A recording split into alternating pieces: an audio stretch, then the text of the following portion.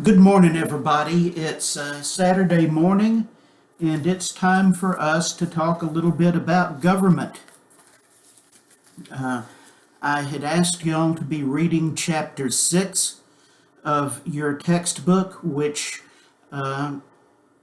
addresses the topic of federalism, and we're going to talk about some concepts related to that today. So get out your pencils and your paper to make notes. Have your textbook handy. We're going to try to go as fast as we can with this. Now look here on my whiteboard. I hope you can read that word. And that word is sovereignty. Sovereignty. Sovereignty.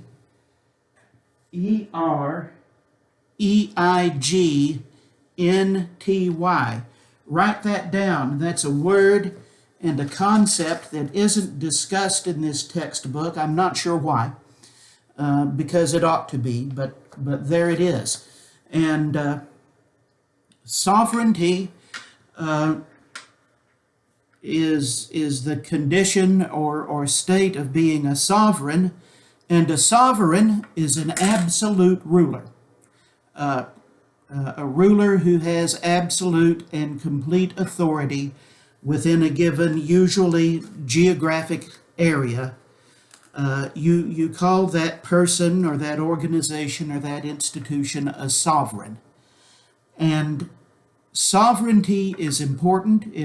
We need to get our head around that concept and grasp it, because federalism, I think your textbook does a very poor job of describing what the whole idea is, and I think you have to have a grasp of sovereignty before you can have a grasp of federalism. And what sovereignty is the ability to be an absolute ruler within a given sphere. So think of a king. Think of a king who can do whatever he wants to do. Of course, the most complete example of a sovereign is God, who can do whatever he wants to do and is able to command something to appear from nothing, and it happens. Certainly no human being has that kind of sovereignty, but think about a king who can shout off with their heads and off their heads come. That's a sovereign. And according to accepted political theory in the United States, at the time of the creation of the Constitution, each of the 13 constituent states was sovereign within its own boundaries. It could do what it wanted within its own boundaries, and there were almost no restrictions on that power except the restriction that they had to be able to make it stick. So that's the 13 original states were considered to be sovereign. Well, they got together, and we talked about the process of negotiating and then ratifying the Constitution, and the states surrendered some of their sovereignty to the newly created national government that was created by the Constitution. And the theory is that within the limits of that cession of authority, the national government became sovereign in the areas where it has authority, which include foreign relations and regulation of interstate commerce, the power to make and declare war, and some other things. The national government became sovereign. It became the absolute authority. But the states retained sovereignty in all of those other things, so that The states continued to be sovereign on things like regulating commerce within the state, or public health measures, establishing what behavior was criminal within the state, um, uh, establishing the rules for making a contract within that state. The states retained their sovereignty. Federalism is this idea of shared sovereignty between different entities, that in some areas and in some walks of life, the national government is sovereign and has absolute control. In other areas of life, the state remains sovereign and has absolute control. That's what federalism is. And we have supposedly a federal government. Now, you will often hear the word federal used to mean or to refer to the central government in Washington, or the national government. People will call it the federal government, as in distinction of the state governments. That is not correct usage, but it's so widely established that you look like a nut if you try to go against the stream. So understand that when somebody talks about the federal government these days, they're probably not talking about the concept of divided sovereignty. They're probably talking about the government that's based in Washington. Now, under our Constitution, the central government, the national government, what we call the federal government, is supposed to be a government of delegated powers. And those powers can be broken into two groups. The enumerated powers, something that the Constitution expressly says the central government can do, such as regulate interstate commerce, make uniform laws about bankruptcy. That's something that's near and dear to my heart because that's how I've made my living for many years. Making treaties with foreign countries, declaring war, things of that nature.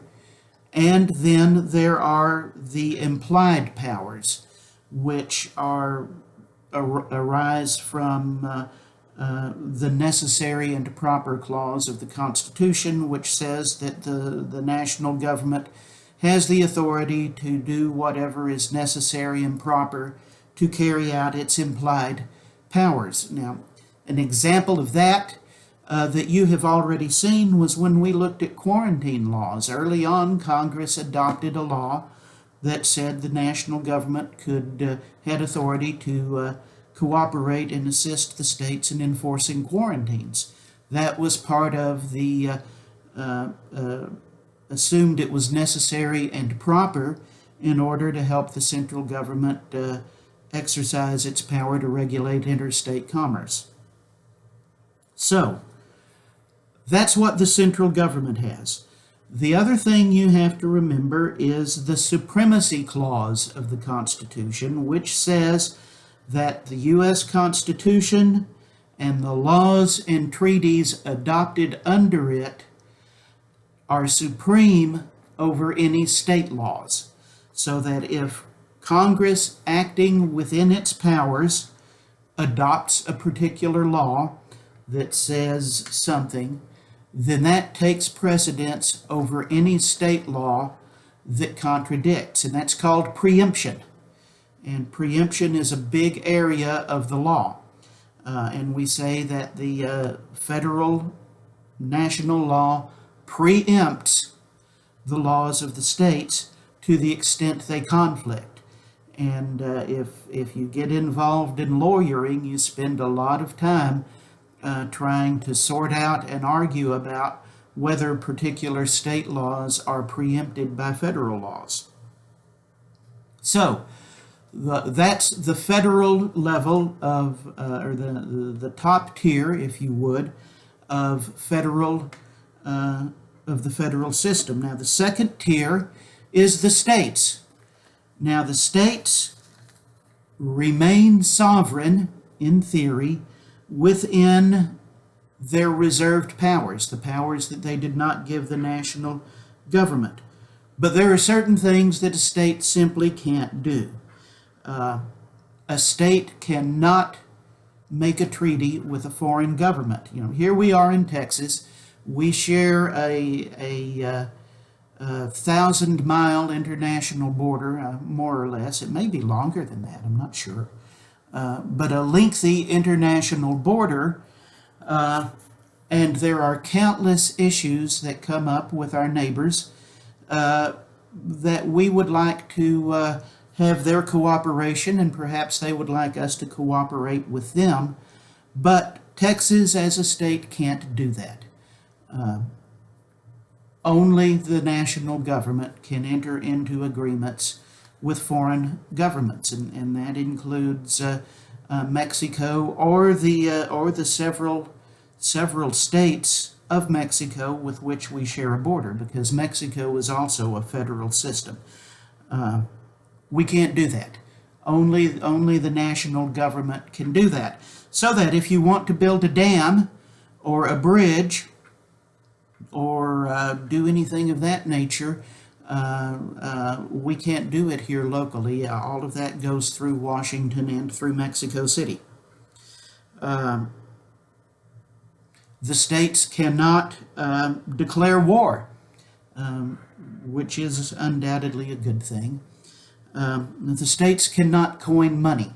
We can only use one form of money in the United States, and that's the money that Congress coins. The states are not allowed to do that.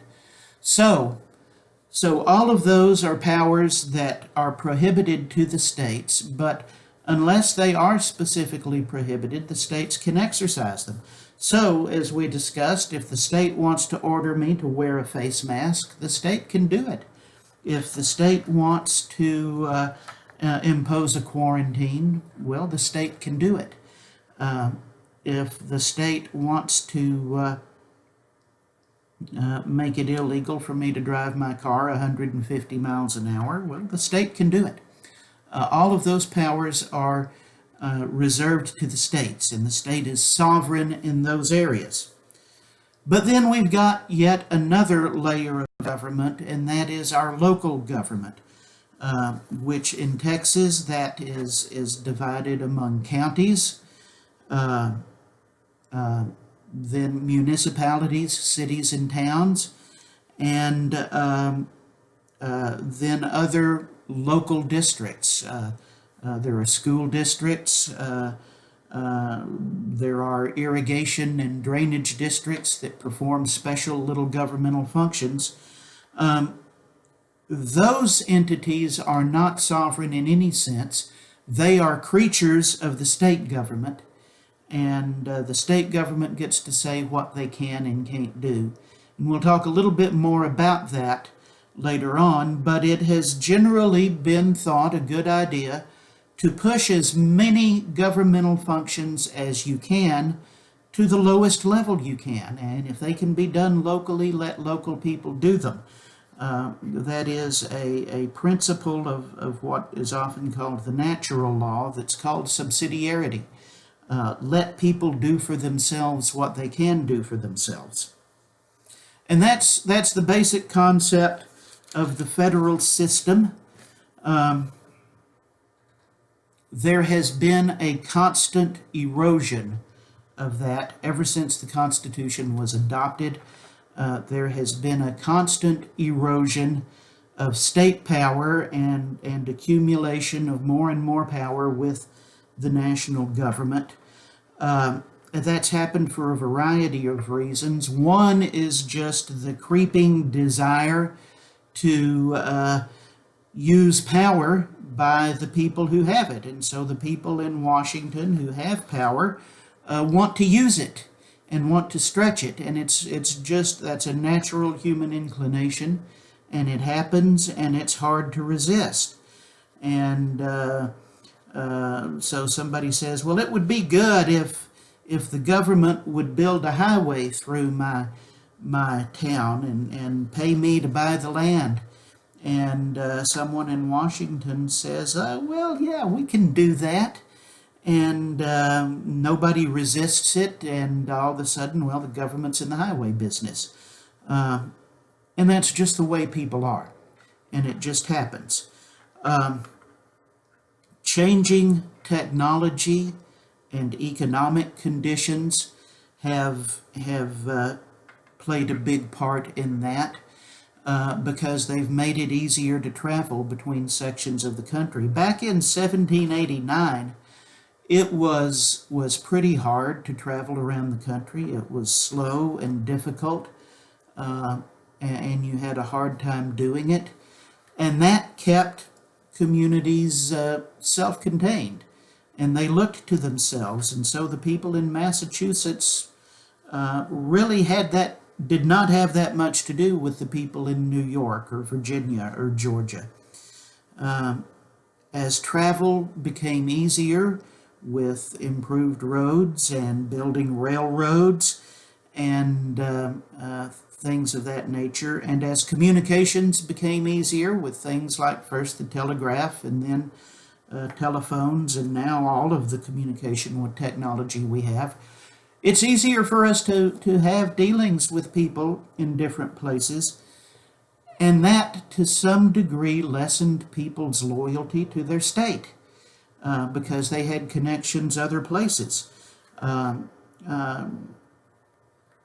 In revolutionary times and early national times, people identified as New Yorkers or Virginians or as residents of their state, and that was really much more important to them than I'm a citizen of the United States. Because what was the United States? It was this thing we put together. People had no real loyalty to it that way. So that went a long way toward allowing power to accumulate with the national government. Then the Civil War pretty well did away with any true reality of the states being separate entities that could do what they wanted to, because some of them wanted out and they weren't able to make it happen. And so that pretty well did away with the idea that you could tell the rest of the country to go pound sand because the central government was just far too powerful for there to be any chance of real resistance. After that,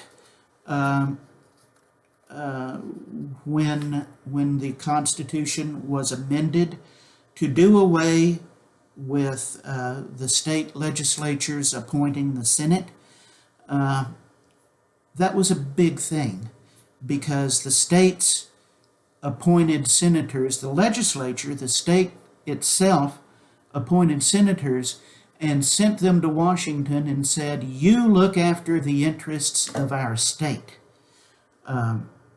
Instead, you got direct election, and people voted for senators not to look after their state, but to look after their own personal interests.